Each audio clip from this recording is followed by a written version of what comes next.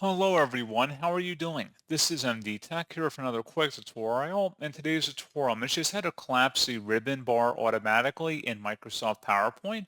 So this should hopefully be a pretty straightforward process here, guys. And without further ado, let's go ahead and jump straight into it. So all you have to do is open up PowerPoint or a presentation and select the File tab up at the top left. And then go down to the bottom of this menu where it says Options. Go ahead and select it. And then on the General tab should be the landing page here.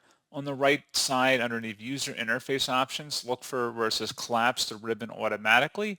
Only tab names will show when you make the window small. Check mark or uncheck that depending on your preference, and then you would select OK to save, and that's what you have to do.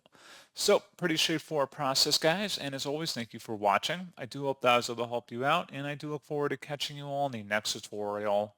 Goodbye.